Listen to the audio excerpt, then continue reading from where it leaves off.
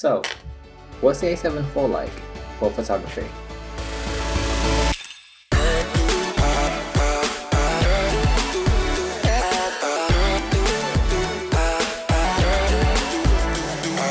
Welcome back to the channel. My name's Iz and I'm a fashion photographer and videographer, and in the last two videos we broke down if the Sony A7 IV was worth the upgrade for videography with its brand new features like the 4K 60 and 30 frames per second 10-bit video features.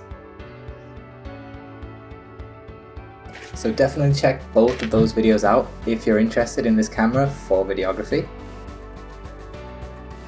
Now for the sake of this video, in the behind the scenes footage, I have my A7 IV rigged up to a field monitor and cage just so I can record the EVF output through a wireless transmitter.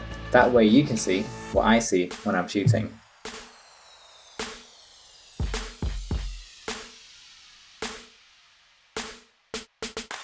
Obviously in a real world scenario I would not be using a camera cage this big for photography. Today however I decided to take this camera out into the field of my profession, which is fashion, and see how well it does for fashion photography. And a big shout out to both Caitlin and Becca, who are today's talented models, for testing out the A7 IV. And for the past 2 years I've been using my A7Iv, which I'm filming on right now, to shoot fashion campaigns, portrait photography and so much more.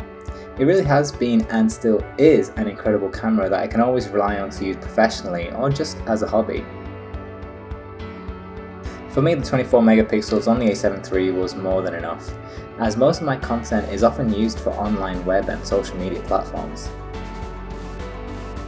I gotta say though, I really appreciate the bump in resolution with the Sony A7 IV. We now have 33 megapixels, and when I was editing my images I was really able to crop in with more confidence, knowing I had more resolution to spare if I really wanted to recompose my shots.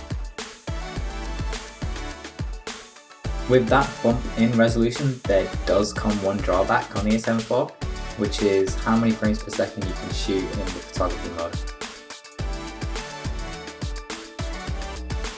And this is why I still love using my Sony A7 III. In my field of work, it's all about pushing the creativity, not just with the styling, but how the models are captured as they are posing. At times they might be walking very fast, and at other times they might be doing some kind of action shot. It's really in these moments that it helps when the A7 III can shoot 10 frames per second, because it means I can have more room to capture those iconic moments.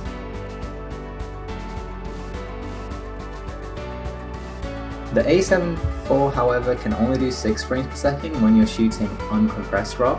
That means you don't have as many opportunities to capture those iconic moments. The only way you can shoot in 10 frames per second is if you shoot in compressed RAW.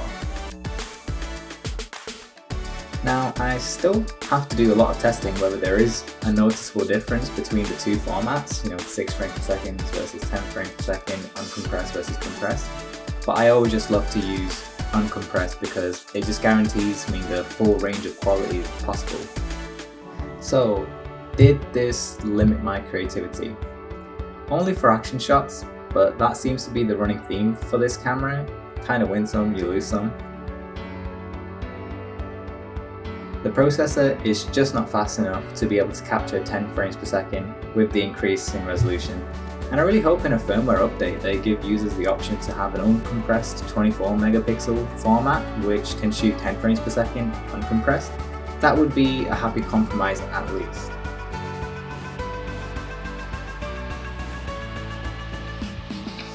So when thinking about this camera's upgrades and features, really consider what your field of work is. I doubt this would be helpful to sports photographers who capture fast-moving athletes and want high-resolution images at the same time. However, for someone like me who shoots in more still control scenarios, fashion, portraits, the increase in resolution is so worth it. You get more depth, more clarity, and 33 megapixels also means your files aren't too big to deal with in terms of storage. The average A7 III file size is 47 megabytes, whereas the A7 IV is 66. It's a real nice sweet spot. Okay, so what about the eye tracking? This was like the feature that made me switch from my Canon 5D Mark IV to the Sony A7 III a couple years back. And believe me when I say that the A7 III's eye tracking is still amazing. The A7 IV, however, is even more amazing. And now it comes with third eye AF, but I'm a fashion photographer, so we're going to stick with human eye AF for this video. So the eye tracking definitely has a high success rate when taking shots and does a really good job of falling back to face tracking or body tracking in slightly trickier scenarios. And for the most part, I could confidently focus on framing and exposing my shots and just not having to worry about the focus because the eye tracking is just doing such a great job. The electronic viewfinder also has a nice little bump in resolution, smoother frame rates of up to 120 frames per second when you look through it, and it just makes shooting fast-paced content so much more fun and just so much more smoother.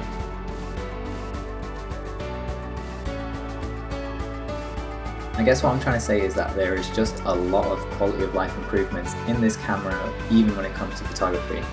However, I don't know if that would be enough to warrant an upgrade for someone who has a happy ecosystem already with the A7 III and wants to upgrade to the A7 IV for just photography. And what I mean by that is that I haven't really noticed much difference in terms of the actual images and the dynamic range and the color signs between the A7 III and the A7 IV just yet. I think I still need to do a little bit more testing to find that out.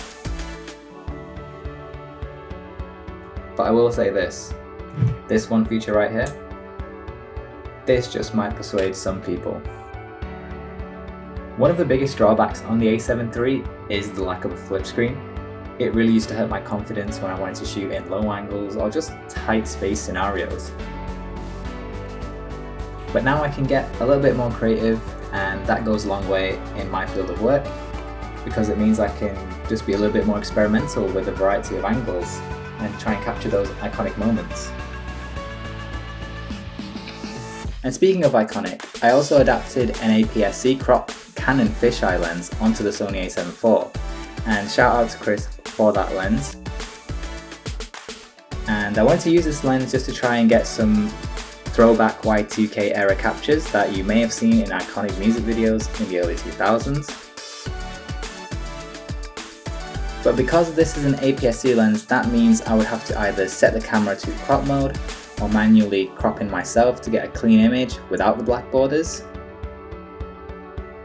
And this is where that extra resolution comes in handy. Even though I crop into my image in Lightroom, I can have some confidence still in the clarity of my images. Now there's so many features left to sort of talk about for photography for this camera, but these were the ones that were the most important to me and my field of work.